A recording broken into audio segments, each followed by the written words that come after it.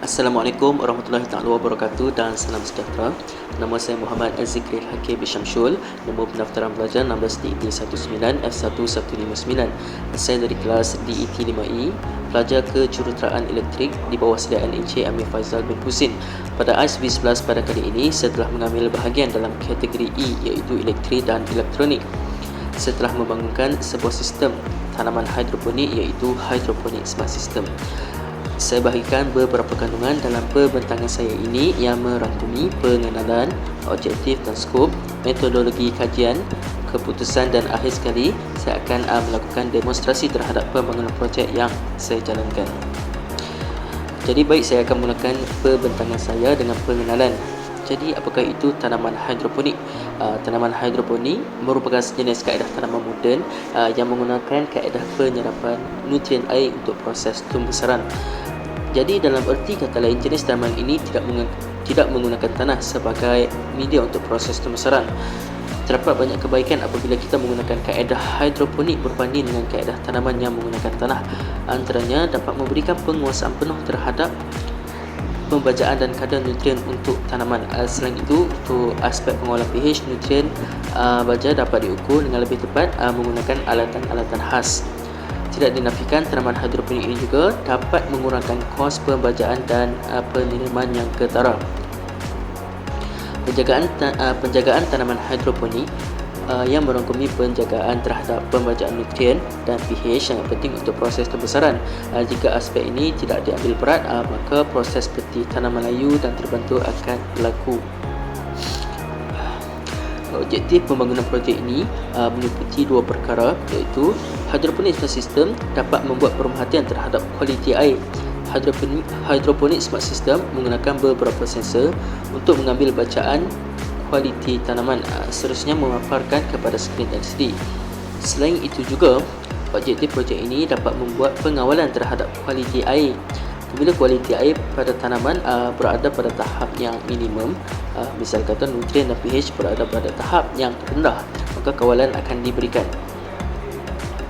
Skop atau had pelaksanaan projek perlu dilakukan demi memastikan segala unjuran serta matlamat tidak terkeluar dari objektif yang ingin dicapai. Skop pelaksanaan projek ditetapkan adalah berdasarkan matlamat dan objektif kajian. Ciri hidroponik smart system hanya dapat merekod bacaan serta dapat mengawal kualiti air terhadap jumlah pembajaan dan jumlah pH air berdasarkan bacaan rekod yang diambil. Jadi kita beralih kepada metodologi kajian untuk hidroponik smart system. Okey. Rajah pada paparan skrin menunjukkan sebuah gambar rajah blok. Terdapat dua masukan atau input yang diterima oleh mikro pengawal nano. Sensor pH untuk mengesan nilai pH, manakala sensor TDS akan mengesan nilai ppm. Seterusnya data tersebut akan dihantar pada unit keluaran paparan LCD melalui mikro pengawal nano. Data yang diterima oleh unit masukan akan diproses oleh mikro pengawal nano, seterusnya membuat kawalan dan analisis. Jika nilai yang diterima tidak memenuhi kriteria yang diprogramkan, maka mikro pengawal nano akan memicu unit keluaran. 4 keluaran utama yang dibangunkan untuk projek ini adalah pam motor arus terus dengan bekalan kuasa 12 volt yang disambungkan dengan relay. Jadi berikut merupakan gambar rajah carta aliran ataupun flowchart bagi pembangunan projek hidroponik smart system. Aliran proses hidroponik smart system dimulakan dengan mengambil input bacaan ppm dan pH yang ingin dilaraskan. Okey. Bacaan yang diambil seterusnya akan dipaparkan melalui skrin LCD. Aliran yang dilakukan oleh hidroponik smart system seterusnya akan melakukan proses penilaian. Terdapat dua penilaian di sini merangkumi penilaian untuk nilai ppm serta nilai pH. Jika penilaian yang diprogramkan tidak memenuhi atau tidak mengikut kriteria, maka hidroponik smart system akan melakukan pemilihan sama ada ya ataupun tidak, dan seterusnya akan dipaparkan semula nilai ppm dan TDS pada skrin LCD. Jadi di sini penilaian tersebut adalah jika nilai ppm yang dilaraskan lebih tinggi daripada nilai ppm pada input sensor, maka nutrien baja A dan baja B akan dimasukkan. Perkara yang sama berlaku pada penyertaan pilihan pada pH. Jika pH yang dilaraskan adalah lebih kecil, maka pH down akan diaktifkan, dan sebaliknya. Jika pH yang dilaraskan adalah lebih besar, maka pH up akan diaktifkan. Seterusnya adalah keputusan dan demonstrasi. Jadi berikut merupakan hasil prototipe yang siap dibangunkan. Rajah yang terpapar merupakan rajah pada sisi hadapan dan belakang prototipe. Pada panel hadapan terdapat skrin LCD yang digunakan untuk memaparkan nilai ppm dan TDS. 4 butang fizikal pada hadapan panel tersebut adalah untuk mengawal paparan skrin LCD. Seterusnya membuat kawalan sama ada kawalan ppm atau pH. Juga pada panel hadapan terdapat 4 pam peristaltik yang digunakan untuk menyalurkan larutan baja dan pH pada tangki hidroponik. Pada panel belakang hidroponik smart system terdapat 4 botol yang menempatkan baja A, baja B, pH up dan pH down. Pada slide yang berikutnya adalah struktur dalaman hidroponik smart system. Terdapat beberapa jenis komponen yang digunakan bagi membangunkan hidroponik smart system. Antara komponen utama yang digunakan adalah development board bagi menempatkan mikro pengawal nano, sensor pH untuk input bacaan pH, sensor TDS untuk input bacaan ppm. Komponen relay module yang disambungkan pada pam peristaltik yang berfungsi sebagai switch untuk mengaktifkan pam.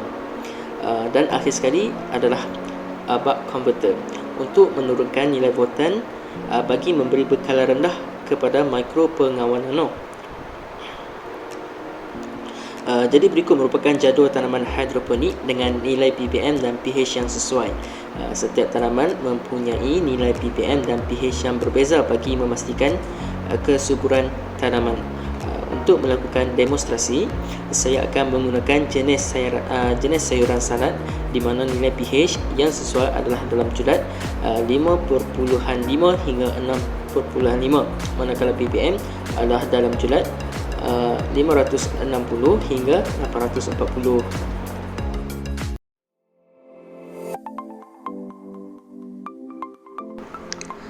Jadi berikut merupakan panel hidroponik smart system yang dibangunkan.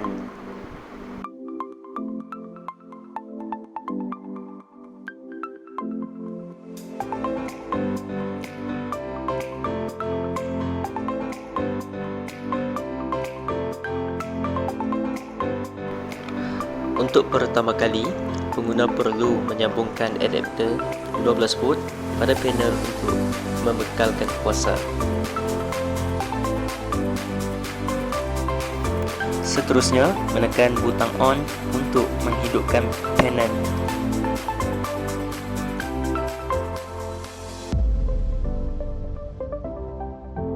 Paparan pada LCD akan menyala, seterusnya akan memaparkan nilai ppm dan pH semasa. Untuk menukar paparan LCD kepada paparan setting, pengguna perlu menekan butang OK pada panel. Seterusnya, pengguna harus memilih sama ada ingin melaraskan ppm atau pH dengan menggunakan butang kawalan atas atau bawah. Selepas memasuki menu untuk kawalan ppm atau pH, pengguna hanya perlu menyelaras nilai ppm serta nilai pH mengikut kesesuaian taman. Untuk tanaman yang digunakan adalah salad. Setelah jumlah ppm ditetapkan, maka pam akan diaktifkan kerana kondisi jumlah ppm yang ditetapkan adalah tinggi daripada nilai input bacaan sensor. Pengaktifan pam berlaku adalah untuk menstabilkan nilai bacaan pada takungan hidroponik. Perkara yang sama berlaku ke atas pH sekiranya nilai yang ditetapkan adalah tinggi atau rendah berbanding bacaan input sensor. Selepas pengaktifan pam berlaku, nilai bacaan pada input sensor dan nilai yang ditetapkan adalah lebih kurang ataupun setara. Justru pengawalan terhadap tanaman hidroponik dapat dilakukan.